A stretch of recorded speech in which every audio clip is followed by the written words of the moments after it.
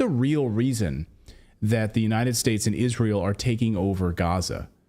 Is it really about Hamas, as neocons and Netanyahu would have us believe, or is Hamas the perfect cover to seize control of massive natural gas deposits that Palestinians own and control offshore, off the shore of Gaza and the Gaza Strip? Call me cynical, but I have heard this story before. Western powers using the cover of terrorism to seize control over massive oil and gas resources and oceanfront property so they can build ports. There's a reason we don't give a shit about landlocked Afghanistan, but we are building a second military base in Iraq, and where we're building that military base is right on or right next to Iraqi oil fields. So, of course, I thought we weren't in Iraq anymore. Like, why? And we're now building a second base, but this time it's right near oil fields. So we need to make sure we have control of that oil. Last week, Israeli Prime Minister Benjamin Netanyahu was asked, how long will Israeli forces occupy Gaza after it's been destroyed? His response wasn't a surprise to me at all, or anybody watching this show, I'm sure. Watch. It certainly is not. I think Israel will, for an indefinite period, will have the overall security responsibility, because we've seen what happens when we don't have it. Yeah, so of course they will occupy it indefinitely, even after Hamas is long gone, because it was never about Hamas in the first place. Wake up. These elites are running around. They're running the show right now. They're just laughing all the way to the bank because their plan is rolling out exactly the way they want for everyone to be fighting about it. While innocent people, of course, are being killed. They don't really care about innocent people at all. And the same thing happened in Iraq. Millions of Iraqi civilians died as a result. Thousands of American soldiers died in this boondoggle. And remember Madeleine Albright when asked about collateral damage of children? When civilians are being killed, children are being killed. What were her exact words? She said it was worth it. It was worth it. So this is how they think. They don't really give a rat's behind about you. They care about their long-term plans. And we warned on this show from the very beginning of the Israeli conflict to beware of false flags. So let's come back to this whole thing in a second here. But first, some context around natural gas. Over the past week, it started getting cold in Europe. And this weekend, Europe started using that natural gas. It's stored up as a safety mechanism against an energy disaster that could face Europe. Across the board, countries in the EU started drawing supplies in order to heat homes and businesses. Then temperatures went back up a little bit in certain areas. But as soon as temperatures fall again, the same thing is going to happen. Tapping into this backup supply after the United States destroyed Europe's Nord Stream pipeline. It was a brilliant move by the United States, cut off Europe's flow of cheap natural gas from Russia and force Europe to buy it from the United States. It's a brilliant move, right? It's a brilliant business move. And that's exactly what happened. Europe started paying nearly double the prices that they used to pay to Russia. U.S. companies started turning record profits. Last year, Europe became the #1 destination for natural gas sales for U.S. companies, setting a new record. Look at this chart. This chart's amazing. Instead of a simple pipeline delivering gas to Germany and Europe, look at this. Now this massive spike to Europe from United States liquefied gas exports. Surging, of course, now to Europe.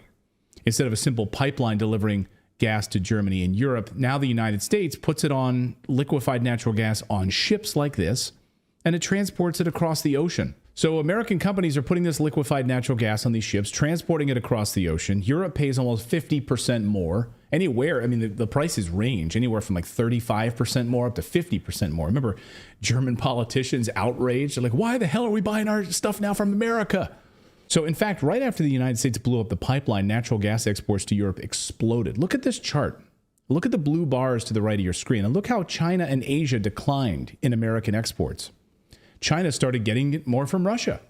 Of course, the Belt and Road Initiative is going to help all of that, right? And Europe started getting all of their natural gas from the United States.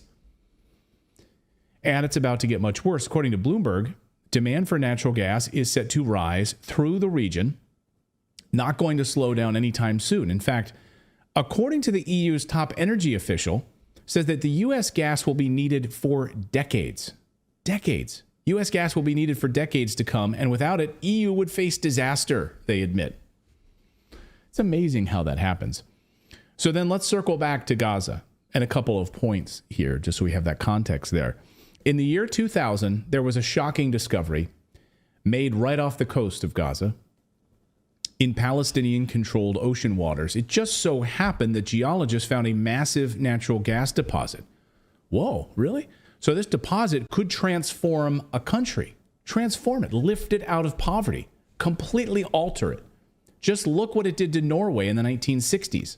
Norway, of course, went from being a poor fishing country to the most economically advanced country in the world. Norway leads every major category, from healthcare to life expectancy to income to safety, all thanks to oil, and they get to keep their own oil. Imagine that. They find it, they bring it out of the ocean, they get to keep the profits. Isn't that a novel idea? So imagine, though, if African countries got to keep their own oil instead of the United States, France, and the UK. Can you imagine that?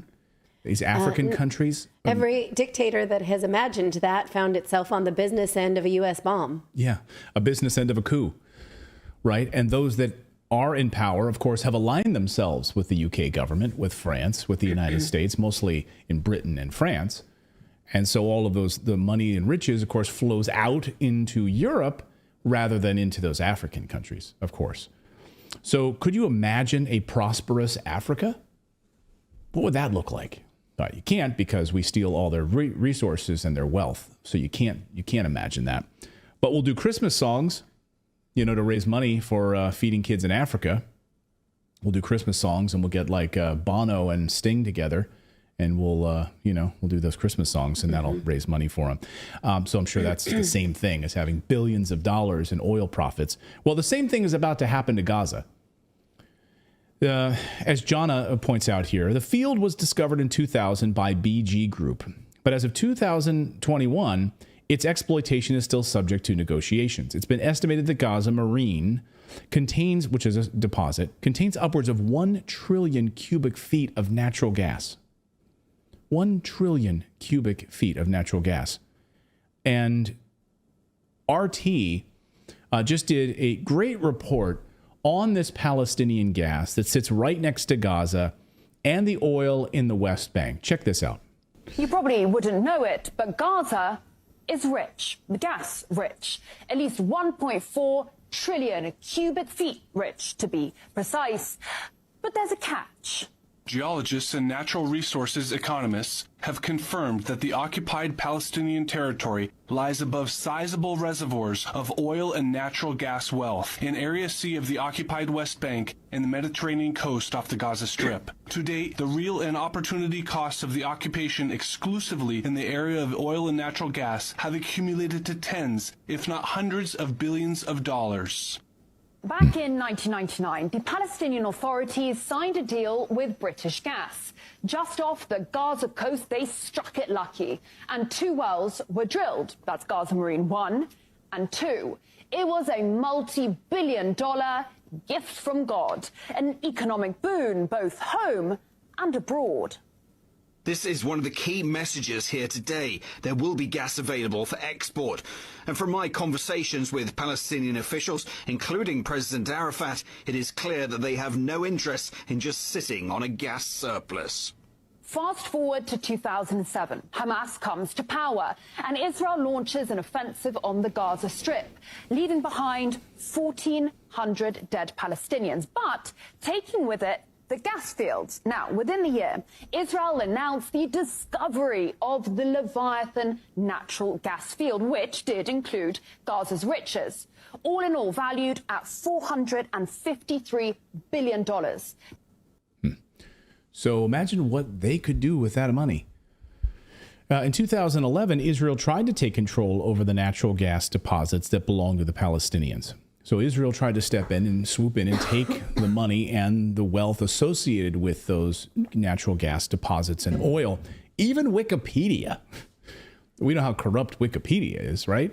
Even Wikipedia explains how this went down. How under peace negotiations, Israel asked for control of all fuel and revenues destined for Gaza and the West Bank. That was about 12 years ago. So just to underline that point, hey, we're trying to find some common ground here in these peace negotiations. And as part of the negotiations, you want all of my oil and natural gas. How exactly does that work? Surprisingly, the Palestinians rejected that offer. Still, the natural gas just sits there. Why? Well, Shell, BG Group, which is now Shell, backed out under pressure from Israel, and no other company wants to touch it for fear of being blacklisted by Israel. Why won't BP touch it? Why won't Exxon touch it? Well, if you do, you'll feel the wrath of the Israeli government. In the meantime, Israel wants to become a new distributor of natural gas to Europe at the same time that Russian gas has been cut off. Iran is sanctioned and Syria is under U.S. occupation, squatting on their oil reserves. So in 2022, Israel's energy minister said this.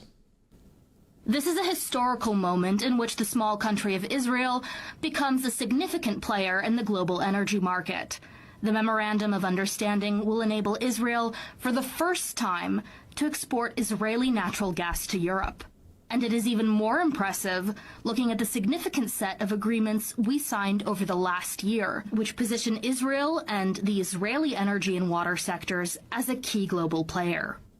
So, turns out that Palestinians have long been in the way. As a now declassified memo from July of 1963 shows us, Israel, of course, rolled out a plan to build the Ben Gurion Canal. As some of you in the chat have been pointing out, saying, Clayton, do not forget about the Ben Gurion Canal. Yes, we're not forgetting about it. Here we are to talk about it because they can't control the Suez Canal. So build one themselves, the Ben Gurion Canal, that connects the Mediterranean Sea with the Gulf and connects the Red Sea and the Indian Ocean as a result. And by the way, the Suez Canal, of course, and the Straits of Hormuz, the Suez Canal, by all accounts, now under the control of BRICS, right? BRICS nations. So, of course, like this plan is still there, and you would absolutely want to have control of your own canal and the transport. As the memo points out from 1963, they would use nuclear explosives to clear the site, which conveniently sits next to where Palestinians live. And they would use conventional explosives then in Gaza, where it's a more populated area. This is literally in the memo, and I'll quote it exactly from the Israeli government at the bottom of your screen here. Approximately 130 miles of the 160-mile length of the route are in virtually unpopulated desert wasteland and are thus amenable to nuclear excavation methods. Conventional methods could be used in the vicinity of the populated areas and near the coastal plain near Gaza. So that's all right there. You can read the nuclear explosives used for the creation of the Ben Gurion Canal. Here's what it would have looked like right there. Of course, you can see it going right through Gaza. So they would have control. So it is remarkable that Gaza is rich in recently discovered natural gas and oil. It's very curious then why Western leaders are totally fine with Israel invading Gaza and the West Bank to take indefinite control over these oil-rich areas. And this is all happening while Europe needs a lot of natural gas. And the United States just blew up their pipeline. This has nothing to do with terrorism. It has everything to do with money and the control of natural resources.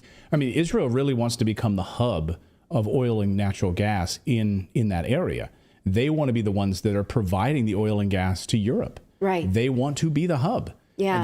And they want to be able to make that money off of selling oil and natural gas into Germany and, forget Russia. Now that Russia, of course, is pipeline destroyed, Syria and Iran under sanctions, right? As RT reported, so that opens up Israel. Instead of having to ship it all the way from the United States, you could have this hub for Israel with all of that natural gas and oil that you could sell and make a lot of billions of dollars off of. So are the Palestinians ever going to get back control of this oil and gas? Right, especially as the end goal is to occupy that region or get them all out.